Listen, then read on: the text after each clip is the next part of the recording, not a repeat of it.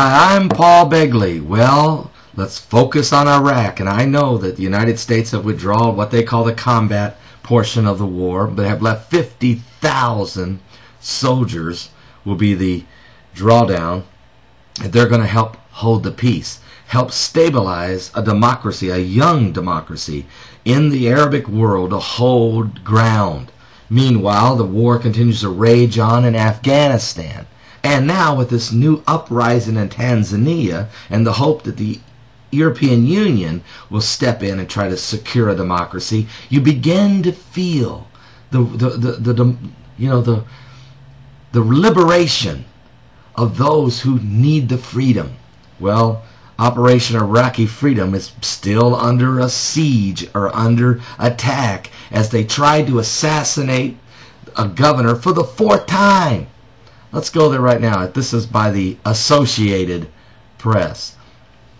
From Baghdad, Iraq. And I guess, Babylon,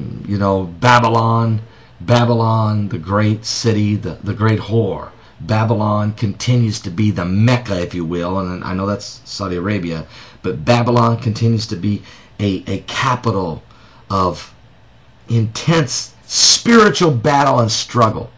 I mean, it's a spiritual battle going on, biblically. Let's read. The governor of Iraq's western Anbar province on Monday survived at least a 4th time an assassination attempt in just over 1 year, escaping unharmed as a suicide attack that left 6 people wounded and the police say was targeted for the governor.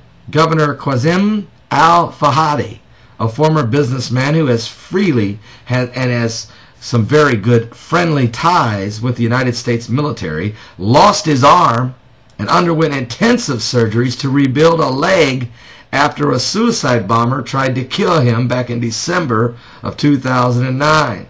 Now, Monday's attack also took place in Ramadi, the provincial capital located some 70 miles west of Baghdad.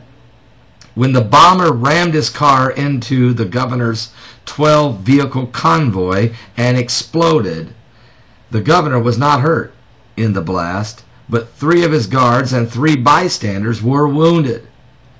A health official confirmed on these wounded casualties. Now, the province in which that he's the governor of, it's called Anbar Province. It's a Sunni Muslim stronghold, and that was once infested with Al-Qaeda. It was the birthplace of the pro-government militia known as Sawa, or Sons of Iraq, that helped turn the tide against the insurgency in Iraq with the help of the United States Army. Ramadi has long been a scene of attacks by Al-Qaeda against local security and civilian officials, mainly against the government's headquarters in the center of the city. Now, in December, a suicide bombing outside the headquarters killed 26 people in 2 days of violence. You see, even though the combat portion of the war has subsided or is considered ended, the struggle, the last remnants of struggle, you see, the devil never lets go easy. Satan has to be completely extracted or exorcised to free the oppressed. And I think that the American war in Iraqi freedom has, for the most part, squelched the spirit of darkness there.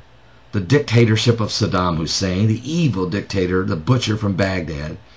And then the insurgency by Al-Qaeda with the help of Iran. Can you believe this? Iran. And some out of Pakistan.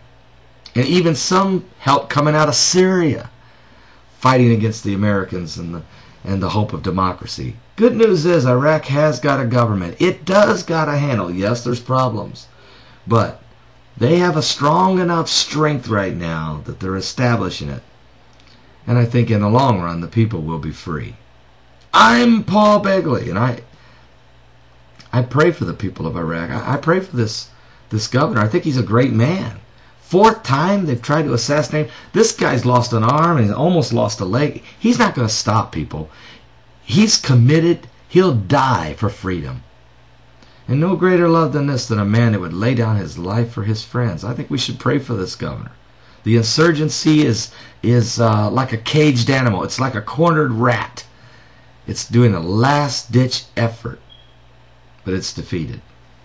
I'm Paul Begley. There's uprising and turmoil and all over the world. It's a busy day today.